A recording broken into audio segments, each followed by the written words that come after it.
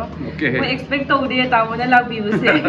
Ay khandi muni tamo se mukdang tawde. Very good. Si maman kya mo idu. Sure hey special thali ki order man hai. Ai hapetan khaira ge. Dari मैं मगसी अनोबा कहे तारे restaurant और cafe हन तम लाम रे कोई मणिपुर की अमाजोन ले रमे आइने गूगल द थी बको करम करम द फसा के हदि प्लेटर को मखर फसा ब यावरम है बको अदो सफ्तारजन की कोई की के नोरम दे सिदम ले में नेस किचन ना मा हाइरी आइनो गूगल द थी जाबरे को तो पंगे आई बाइट लाए मोइ लोकेशन तो कितंग दी के नो ओनर रे को के नो दु दा गूगल मैप ता हापी दो अदो अपडेट तो दरकार ताई बट सिलोई किचन हाइबगी मनाक तो अदु दुम ले रमे को थिबिरो को आई उचर के को सिगी लेन जे सिलाई रे को सिदai सिदा मकोई था बने बा नेस किचन ना सि मणिपुर की ने कोई कोम जाति की होइता रे कोई ब्रदर होई जे कोम जाति से देव्स किचन है जुम ले रे ब्रह्मपुत्र का है बम जु ले रे को तो फोन द चलगा न कनो लेबो कोई की कल्चर क्यूजिन की साइट तो अदुगी दो ने प्लस स्ट्रेट सिदai डायरेक्ट संबिरो सिलाई रे तो आई जो पे तंग ट्राई तौर को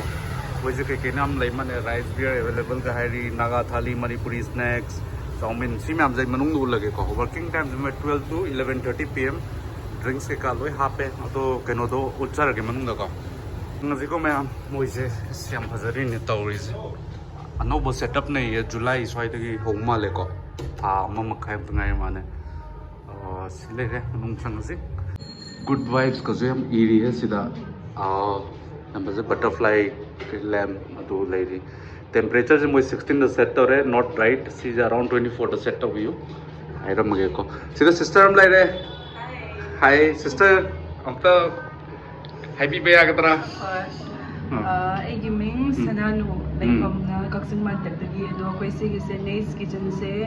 हांगबा को ये जस्ट 1 month कंप्लीट और विद नाइ को सिबलिंग्स दा कोई रेंट तो सब ने से मैं हम सु माउ तंग लाग दियो कोई एक्सपेक्ट तो दे तामो ना लाग बिबसे आई खंदी मुनि तामो से मुक्तंग कौगे ना अदु कोई से मतम से काय थोपंग हमदबगी ईश्वर की प्लानिंग गसी तामो ना स्माइल लाग बिबसे यामना हरावे हाइना थागे के दबनो खंगजे हाइनिंग ना कोई ममांग दा कोई ब्रुसली का तुम सिंजू चाबा चप्पम तमदो को सिंजू याम चारे को अदुदा कमेंट दबली तोरमन हाउमा कोई होगदोरे केनोम लेयन हायर को निंग निंग संगे चाबे कनानम हायरम को तुम स्वा गाउदे को आई डोंट फॉरगेट इट चाबे है अदुना कह हेतरे कोइंसिडेंटली सी मफम जे ओइले में कोई सिस्टर जिन हाइपी रे जिन हम कमेंट तो गिव दुने ना नट sister thank you so much आई तारे नसी जे ट्राई तौर से कई मथेल कोटनो आई कोई की मेन्यू से हैपेतन गो थ्रू तौर के उचर आगे कई तौवे आपनो एंड मथेल लेट मी ट्राई अदो शेयर तो उचर के को तो स्टे ट्यून तो व्यू मैन ला हे सिबु कइनो सिबो करीबा स्पेशल ड्रिंक्स नीज की स्पेशल ड्रिंक कोई तो स्पेशल ड्रिंक्स ओके सिस्टर सिगे से कोइना मागी इंग्रेडिएंट्स दा हाफ से lemon and milk with blue cracker. Blue cracker. Nico hai drinks the same na. Sige 3 items se kada hapi. तो मिल्क का लेमन का हाफ से प्रॉब्लम नहीं थे को No problem nahi the. Khoi dum thak le problem nahi the. Problem थे problem से मुंडा लाका तो रकम देखो Thak le view mind to ge ma. प्रजा में हम की साउबिडन को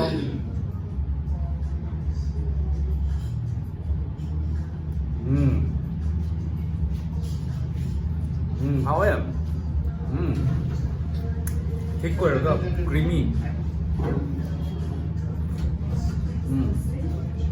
how am good try tokyo se ma'am she try tokyo very good yam how is the sing bagi sports lai hey nes ki adum thambiro brother se da jom wow moise loi sure hey special thali ki order man hai ai hapetan khaira ge si singju ni ko se sa adagi sinda pakora le re sinda iromba and nakoi gi angan ba uti chahau kher ji moi chahau kher ji yeng ma dagi lai ni ko se this impressed me masak se adagi sinda kai odena sa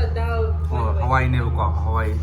keno ta ha katang dilute ba sinda Hawaii ni proper uti ta ren ko di nga taw da thum ma chana is kaw ye si jo haw ni ado umro kum ba le bro sister umro ke to program Summer July hey, si atau gum July ra. Wow. Si pot na si ngor su dei si jo. Yau re. Su re ki di chana de ki kai de na bok yau re se. Try to ju ko ma ba de. Phaja re. Sa me ngo si line up se thai pe tang yeng zira. Camera 1, 2, 3, 4, 5, 6, 7, 8, 9, 10, 11. See the extra ni ko. 12 hai ta 11 items sing si sa doi je. And Prazan man mi karam dan ho se ge. Acham dan ho ji ko. Adi nga gum ho ta ri ko nam keno je how roi ba ko. Adi keno de hor ge puti de hor ge ko. Prazan man puti puti jin nam ar ba je hi.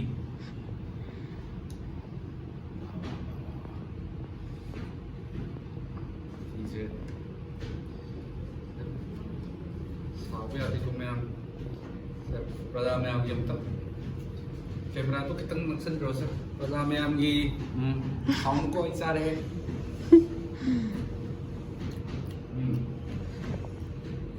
di hawe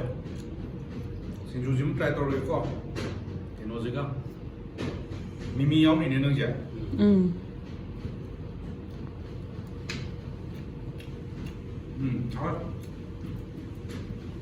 Ini mana?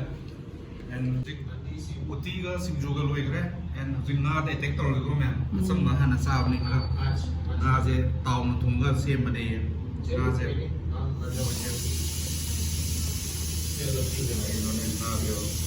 ai hi tu kare ko awe de yaw na taw ni ai de yaw ba na je mai na ka thung na hai ta pom di sa hai Mày ngã tàu nó không mình chịu hậu nhiều mày ngã cái nó chân tận ngã pin sen tất cả ra mày đi ngã nó sẽ hơn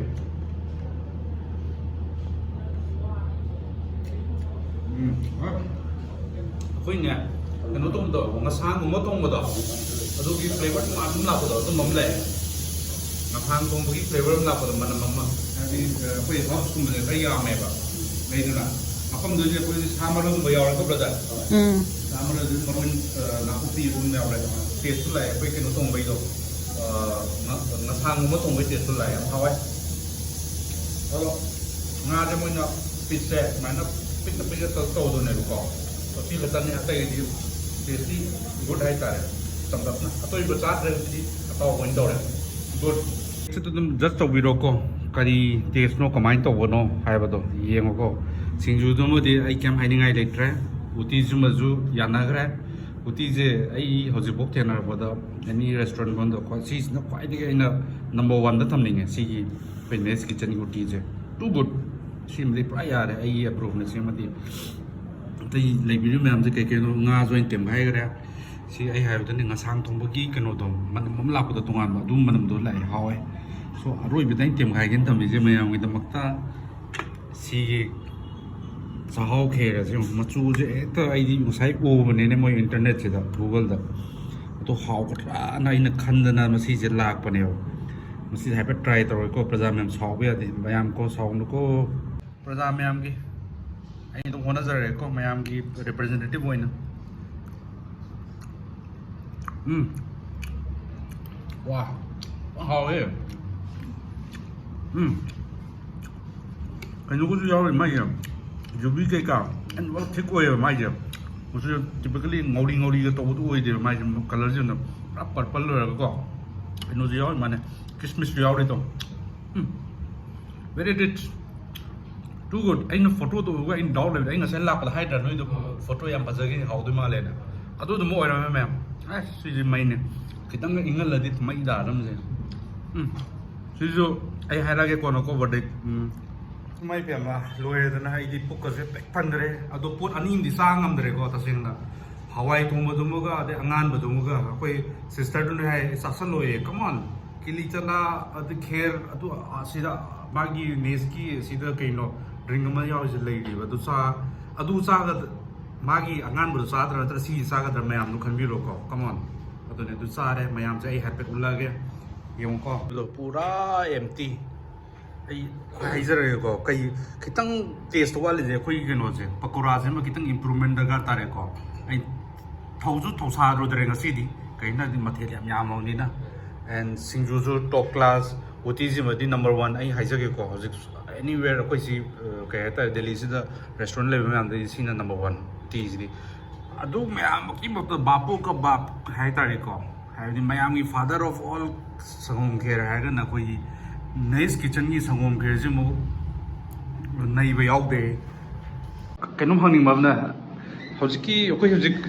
ꯊꯥꯈꯤꯕ ꯊꯥꯂꯤꯗꯣ around 11 something ꯑꯗꯨꯃꯥꯏꯅ ꯑꯣꯏꯕꯅꯦꯕꯀꯣ ꯑꯗꯨꯒꯤꯗꯣ ꯑꯗꯨꯝ ꯀꯩꯅꯣ ꯐꯪꯒꯗꯕ꯭ꯔꯥ ꯍꯥꯏꯕꯗꯤ round ꯗ clock ꯍꯥꯏꯕꯗꯤ daily ꯑꯗꯨꯝ ꯐꯪꯒꯗꯕ꯭ꯔꯥ ꯅꯠꯇ꯭ꯔꯒ weekend ꯈꯛ ꯑꯣꯏꯗꯣꯏꯔꯥ ꯀꯩꯅꯣ ꯗꯦꯂꯤ ꯐꯪꯉꯦ ꯗꯦꯂꯤ ꯃꯟꯗꯦ ꯇꯨ ꯁꯟꯗꯦ ꯑꯗꯨꯝ ꯀꯣ ꯑꯗꯨꯝ ꯐꯪꯒꯅꯤ ꯑꯦꯕ꯭ꯔꯤꯗꯦ ꯑꯦꯕꯥꯏꯂꯦꯕꯜ ꯑꯣꯏꯒꯅꯤ ꯑꯗꯨꯝ ꯑꯣꯏꯅꯦꯕꯀꯣ ꯑꯦꯁ ꯄꯔ ꯔꯤꯀ꯭ꯋꯥꯏꯔꯃꯦꯟ ꯍꯥꯏꯇꯥꯔꯦ ꯑꯗꯨꯒ ꯀꯩꯅꯣꯁꯤꯗꯤ ꯔꯦꯠꯀꯨꯝꯕꯁꯤꯗꯤ ꯀꯌꯥ ꯆꯥꯡ ꯂꯩꯅ ꯁ꯭ꯄꯦꯁꯦꯜ ꯂꯣꯏ ꯆꯥꯒꯦ ꯍꯥꯏꯇꯥꯔꯦ ꯁꯤꯗꯒꯤ ꯇꯣꯞ ꯂꯩꯇ꯭ꯔꯦꯕꯀꯣ ꯅꯪ ꯍꯥꯏꯅꯤꯡꯉꯤꯁꯦ ꯁꯤꯗꯒꯤ ꯁꯤꯅ ꯑꯔꯣꯏꯕꯤꯅꯦꯕ ꯁ꯭ꯄꯦꯁꯦꯜ ꯊꯥꯂꯤ ꯑꯣꯏꯔꯦ ꯁꯤꯅ ꯄꯨꯔꯥ ꯄ꯭ꯔꯤꯃꯤꯌꯝꯅꯦꯕ ꯄ꯭ꯔꯤꯃꯤꯌꯝ ꯄ꯭ꯔꯣ ꯃꯦꯛꯁ ꯍꯣꯏ ꯑꯗꯨ ꯃꯥꯒꯤ ꯔꯦꯠꯅ 599 ꯑꯣꯀꯦ ꯑꯗꯣ ꯉꯥꯒꯤꯅꯤꯅ ꯍꯧꯖꯤꯛꯀꯤꯗꯣ ꯑꯩꯈꯣꯏ ꯄꯣꯔꯛ ꯂꯩꯕ ꯌꯥꯏ ꯆꯤꯀꯟ ꯂꯩꯕ ꯌꯥꯏ ꯅꯠꯇ꯭ꯔꯥ ꯑꯗꯨꯝꯕ ꯂꯩꯅꯤ ꯂꯣꯏ ꯂꯩ ꯁ꯭ꯃꯣꯛ ꯄꯣꯔꯛ ꯂꯩ ꯄꯣꯔꯛ ꯊꯣꯡꯕ ꯑꯃ ꯂꯩ ꯉꯥ ꯊꯣꯡꯕ ꯑꯃ ꯂꯩ ꯌꯦꯟ ꯊꯣꯡꯕ ꯑꯃ ꯂꯩ ꯑꯣꯀꯦ ꯑꯗꯨꯒꯤꯗꯤ ꯔꯦꯠ ꯃꯥꯟꯅꯕ꯭ꯔꯥ ꯅꯠꯇ꯭ꯔꯒ ꯔꯦꯠ ꯃꯥꯟꯅꯩ ꯁ꯭ꯄꯦꯁꯦꯜ ꯊꯥꯂꯤꯒꯤꯗꯤ 599 ꯆꯞ ꯃꯥꯟꯅꯔꯦꯕꯀꯣ ꯍꯣꯏ ꯆꯞ ꯃꯥꯟꯅꯩ ꯅꯪ ꯉꯥ ꯆꯥꯒꯦꯁꯨ ꯆꯥꯔꯣ ꯌꯦꯟ ꯆꯥꯒꯦꯁꯨ ꯆꯥꯔോ ꯑꯍꯣꯡꯕ ꯆꯥꯒꯅ ꯃꯥꯡꯖꯔꯦ ꯆꯨꯝꯕ꯭ꯔꯥ ꯍꯣꯏ ꯑꯗꯨ ꯑꯗꯨꯝ ꯃꯌꯥꯝ ꯏꯟꯁꯇꯥꯒ꯭ꯔꯥꯝꯗ ꯐꯣꯂꯣ ꯇꯧꯕꯤꯔꯝꯃꯣ ꯀꯩꯅꯣꯁꯨ ꯀꯩꯅꯣ ꯂꯤꯡꯛꯇꯣ ꯍꯥꯞꯄꯤꯔꯒ ꯗꯤꯁꯀ꯭ꯔꯤꯞꯁꯟꯗꯨꯗ ꯃꯌꯥꯝ ꯂꯥꯛꯄꯤꯌꯣ ꯑꯗꯨꯝ ꯑꯦꯛꯁꯄꯤꯔꯤꯌꯦꯟꯁ ꯇꯧꯁꯦ ꯑꯩꯈꯣꯏꯁꯨ ꯍꯥꯡꯗ ꯉꯥꯏꯔꯤ ꯊꯥ ꯑꯃꯒ ꯅꯨꯃꯤꯠ 10 ꯀꯨꯟꯗꯪ ꯁꯨꯔꯤꯀꯣ ꯃꯌꯥꯝ ꯂꯥꯛꯄꯤꯔꯒ ꯑꯩꯈꯣꯏꯒꯤꯁꯦ ꯑꯦꯛꯁꯄꯤꯔꯤꯌꯦꯟꯁ ꯇꯧꯕꯤꯔꯣ ꯃꯍꯥꯎ ꯌꯦꯡꯕꯤꯔꯣ ꯑꯗꯣ ꯂꯥꯏꯛ ꯑꯦꯟ ꯁꯕꯁꯀ꯭ꯔꯥꯏꯕꯇꯤ ꯍꯥꯏꯔꯣꯏꯗ꯭ꯔꯣ ꯁꯣꯔꯤ ꯕ꯭ꯔꯗꯔꯒꯤ ꯆꯦꯅꯦꯜꯁꯦ ꯑꯩꯗꯤ ꯍꯥꯟꯅ ꯀꯩꯅꯣ ꯐꯣꯂꯣ ꯇꯧꯋꯦꯕ ꯃꯌꯥꯝꯁꯨ ꯑꯗꯨꯝ ꯂꯥꯏꯛ ꯁꯕꯁꯀ꯭ꯔꯥꯏꯕ ꯇꯧꯕꯤꯔꯣ ꯃꯥꯒꯤ ꯀꯩꯅꯣ ꯆꯦꯅꯦꯜꯁꯦ ꯁꯞꯄꯣꯔꯠ ꯇꯧꯕꯤꯌꯣ ꯕ꯭ꯔꯗꯔꯁꯦ ꯌꯥꯝ ꯅꯨꯡꯉꯥꯏ ꯋꯥꯔꯤ ꯁꯥꯟꯅꯕ ꯃꯩꯅꯦ ꯈꯇꯪ ꯑꯣꯀꯦ ꯁꯣ ꯍꯧꯖꯤꯛ ꯋꯥꯔꯤ ꯁꯥꯟꯅꯔꯤꯗꯨꯅꯦ ꯑꯗꯨꯝ 599 ꯁꯤꯗ ꯑꯦꯅꯤꯊꯤꯡ ꯂꯧꯕ ꯌꯥꯏ ꯉꯥ ꯑꯣꯏꯒꯦꯔꯥ ꯄꯣꯛ ꯑꯣꯏꯒꯦꯔꯥ ꯆꯤꯀꯟ ꯑꯣꯏꯒꯦꯔꯥ ꯅꯪ ꯀꯩꯅꯣ ꯂꯧꯕ ꯌꯥꯏ ꯅꯠꯇ꯭ꯔꯥ ꯀꯔꯤ ꯉꯥ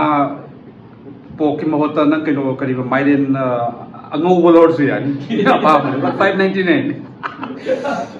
ꯑꯗꯨ ꯂꯧꯕ ꯌꯥꯏ ꯕꯠ ꯍꯥꯏꯅꯤꯡꯉꯤꯗꯤ ꯁꯤꯒꯤꯁꯦ ꯑꯥꯏ ꯊꯤꯡꯛ ꯑꯩꯈꯣꯏ ꯄꯨꯔꯥ ꯀꯝꯃ꯭ꯌꯨꯅꯤꯇꯤ ꯃꯌꯥꯝꯁꯤꯗ ꯀꯣꯝꯒꯤ ꯑꯍꯥꯟꯕ ꯍꯧꯖꯤꯛ ꯑꯍꯥꯟꯕ ꯅꯠꯇ꯭ꯔꯒ ꯑꯃꯨꯛꯇ ꯃꯁꯥ ꯃꯇꯣꯟꯗ ꯂꯩꯕ ꯀꯩꯅꯣꯁꯦ ꯔꯦꯁꯇꯨꯔꯦꯟ ꯍꯥꯏꯁꯦ ꯀꯣꯝ ꯖꯥꯇꯤꯒꯤꯁꯤꯗꯤ ꯑꯍꯥꯟꯕ ꯁꯤ ꯂꯩꯔꯝꯒꯅꯤ ꯑꯍꯥꯟꯕ ꯅꯠꯇ꯭ꯔꯒ ꯍꯧꯖꯤꯛ ꯑꯃꯈꯛ ꯂꯩꯕ ꯍꯥꯏꯇꯥꯔꯦ ꯁꯣ ꯀꯣꯝ ꯖꯥꯇꯤ ꯍꯥꯏꯗꯤ ꯑꯩꯈꯣꯏꯒꯤ ꯏꯆꯦ ꯃꯦꯔꯤ ꯀꯣꯝ ꯍꯥꯏꯇꯥꯔꯦꯀꯣ ꯃꯈꯣꯏ ꯖꯥꯇꯤꯒꯤꯅꯤ ꯑꯦꯟ ꯕ꯭ꯔꯗꯔ ꯍꯣꯏꯁꯨ ꯃꯈꯣꯏꯁꯨ ꯀꯛꯆꯤꯡ ꯂꯣꯝꯗꯒꯤ ꯍꯥꯏꯗꯤ ꯃꯈꯣꯏ ꯕꯦꯛꯒ꯭ꯔꯥꯎꯟꯁꯦ ꯀꯛꯆꯤꯡ ꯂꯣꯝꯗꯒꯤ ꯑꯣꯏꯔꯁꯨ ꯏꯝꯐꯥꯜ ꯂꯣꯝꯗ ꯂꯩꯔꯛꯄ ꯁꯣ ꯑꯗꯒꯤ ꯃꯈꯣꯏꯒꯤ ꯀꯤꯆꯟ ꯁ꯭ꯇꯥꯐ ꯀꯩꯀꯥꯁꯨ ꯂꯣꯏꯅ ꯃꯣꯏ ꯐꯦꯃꯤꯂꯤꯅ ꯔꯟ ꯇꯧꯕꯅꯤ प्लस ꯑꯩꯈꯣꯏꯒꯤ ꯏꯅꯥꯎ ꯑꯃꯁꯨ ꯂꯩꯔꯤ ꯃꯥꯅ ꯀꯩꯗ ꯁ꯭ꯄꯦꯁꯦꯂꯥꯏꯖꯦꯁꯟ ꯑꯣꯏꯗꯣꯏꯅꯣ ꯆꯥꯏꯅꯤꯁ ꯐꯨꯗꯇ ꯁ꯭ꯄꯦꯁꯦꯂꯥꯏꯖꯦꯁꯟ ꯌꯥꯝ ꯂꯩꯔꯤ ꯑꯩꯈꯣꯏ ꯏꯅꯥꯎ ꯌꯥꯏꯉꯪ ꯄꯣꯛꯄꯤꯗꯩꯅꯤ ꯑꯦꯟ ꯂꯣꯏꯅꯃꯛ ꯃꯈꯣꯏ ꯐꯦꯃꯤꯂꯤꯅ ꯂꯣꯏ ꯔꯟ ꯇꯧꯖꯕꯅꯤ ꯍꯥꯏꯇꯥꯔꯦ ꯑꯩꯈꯣꯏ ꯏꯆꯤꯟ ꯏꯅꯥꯎ ꯂꯩ ꯃꯌꯥꯝꯁꯦ ꯃꯣꯏ ꯐꯦꯃꯤꯂꯤ ꯉꯥꯛꯇꯅꯤ ꯑꯦꯟ ꯗꯨ come one time enjoy this wife and ꯌꯥꯝ ꯅꯨꯡꯉꯥꯏꯕꯅꯦ ꯋꯥꯔꯤ ꯋꯥꯇꯥꯏ ꯁꯥꯕ ꯏꯅꯥꯎꯁꯨ ꯍꯥꯔꯗ ꯋꯥꯔꯀꯤꯡ ꯑꯦꯟ ꯃꯣꯏ ꯍꯧꯕ ꯀꯨꯏꯗ꯭ꯔꯤ ꯃꯌꯥꯝ ꯂꯥꯛꯑꯀꯥꯟꯗ ꯑꯦꯟꯖꯣय ꯇꯧꯕꯤꯌꯨ ꯑꯦꯟ ꯑꯇꯩ ꯀꯩꯝ ꯆꯥꯒꯦꯔꯥ ꯆꯥꯔꯣꯏꯗ꯭ꯔꯣ ꯄꯣꯠ ꯑꯅꯤꯁꯤꯃꯛꯇꯗꯤ ꯁꯣꯏꯅ ꯆꯥꯕꯤꯌꯨꯀꯣ ꯃꯈꯣꯏꯒꯤ ꯀꯩꯅꯣꯁꯦ ꯈꯦꯔꯁꯤꯃꯒ ꯁꯤꯡꯖꯨꯗꯨꯃꯒ ꯑꯦꯟ ꯎꯇꯤꯁꯤꯃꯒꯗꯤ ꯁꯣꯏꯗꯅ ꯆꯥꯕꯤꯌꯨ ꯑꯗꯨꯒ ꯁꯤꯁꯤꯒ ꯃꯣꯏ ꯅꯦꯁꯀꯤ ꯁꯤꯁꯦ ꯚꯦꯔꯤ ꯒꯨꯗ ꯁꯤ ꯃꯃꯜ ꯀꯌꯥꯝ ꯑꯣꯏꯗꯣꯏꯅꯣ ꯁꯤ ꯔꯦꯠꯁꯦ ꯁꯤꯒꯤꯁꯦ ꯗ꯭ꯔꯤꯡꯁꯦ 180ꯗ ꯇꯨ ꯒꯨꯗ ꯁꯤ ꯌꯥꯝ ꯊꯤꯛ ꯑꯣꯏꯔꯒꯀꯣ ꯁꯤꯃ ꯄꯣꯠ ꯑꯍꯨꯝ ꯃꯔꯤꯁꯤꯗꯤ ꯃꯤꯁ ꯇꯧꯕꯅ ꯑꯇꯣꯞꯄ ꯑꯩ ꯆꯥꯗꯕ ꯚꯥꯔꯤ ꯑꯃꯁꯨ ꯌꯥꯎꯔꯤꯀꯣ ꯑꯩ ꯉꯁꯤ ꯆꯥꯖꯕꯗꯨꯅ ꯑꯦꯛꯁꯄꯤꯔꯤꯌꯦꯟꯁꯁꯦ ꯀꯣꯟ ꯑꯃꯨꯛ ꯂꯥꯛꯑ ꯇꯧꯔꯁꯨ ꯂꯣꯏꯔꯦ ꯀꯩꯅꯣ ꯀꯃꯣꯟ ꯑꯗꯨꯅ ꯃꯌꯥꯝ ꯁꯣꯏꯗꯅꯃꯛꯀꯤ ꯂꯥꯛꯄꯤꯌꯨ ꯁꯕꯁꯀ꯭ꯔꯥꯏꯕ ꯇꯧꯕꯤꯌꯨ ꯑꯦꯟ ꯑꯦꯟꯖꯣy. Bye.